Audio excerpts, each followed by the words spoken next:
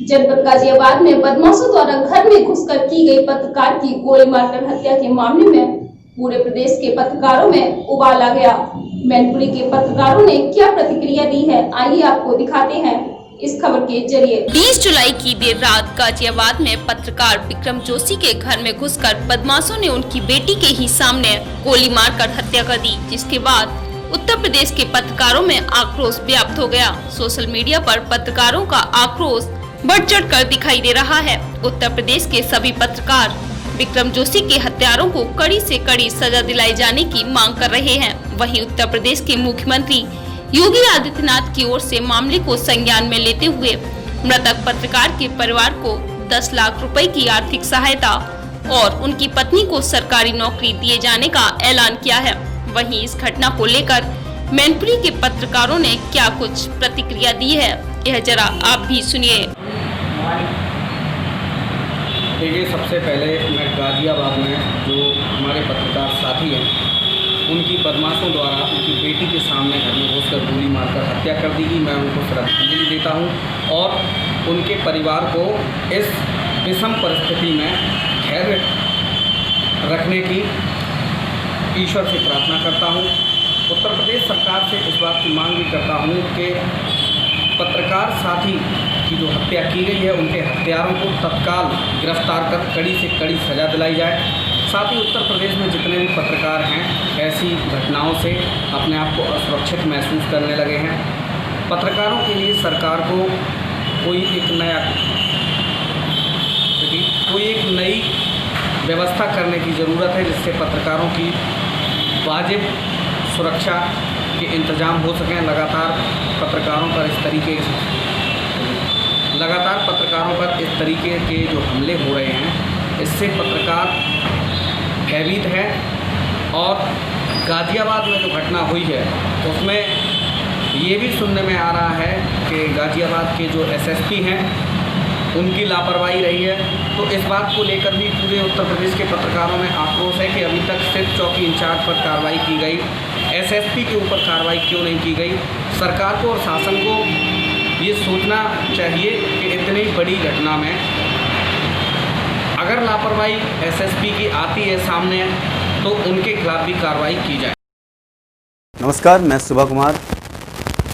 जैसा कि आप सभी लोग जानते होंगे कि गाजियाबाद के पत्रकार भाई विक्रम जोशी की बदमाशों द्वारा गोली मारकर हत्या कर दी गई और इसके पीछे की वजह भी कहीं ना कहीं आपको बतानी है। विक्रम जोशी का कसूर सिर्फ इतना था कि वो सच्चाई के साथ खड़े रहे और जिसकी वजह आज उन्हें ये दिन देखना पड़ा। दरअसल कुछ दिन पहले विक्रम जोशी की भतीजी के साथ बदमाशों ने छेड़छाड़ की और उसके बाद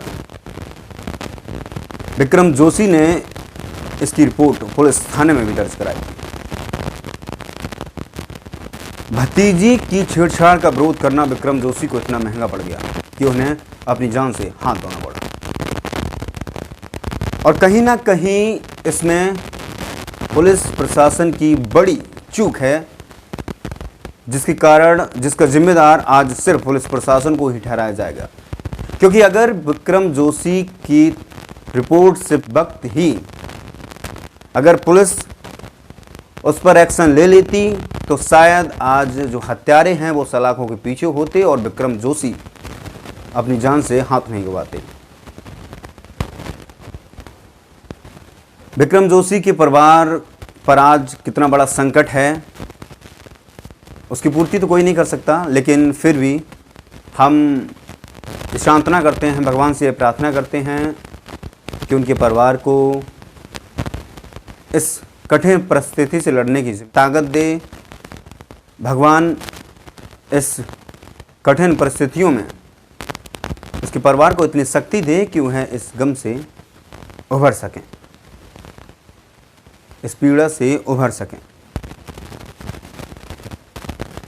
शायद पत्रकार विक्रम जोशी का इतना ही कसूर था कि वह हमेशा सच के साथ खड़े रहते और ईमानदारी और के साथ काम करते करते उन्हें आज शहादत प्राप्त हुई है।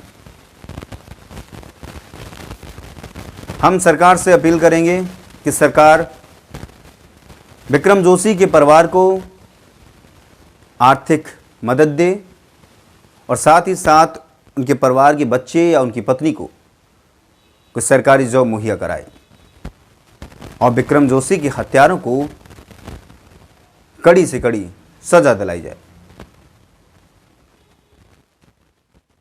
और क्या कहेंगे? देखिए, जिस तरीके से लगातार पत्रकारों पर हमले हो रहे हैं, आज हम लोग ने उसका कड़ी निंदा की है और एक बैठक भी आयोजन की थी, जिसके बाद हम लोगों में बहुत ज़्यादा रोष है और आक्रोश है।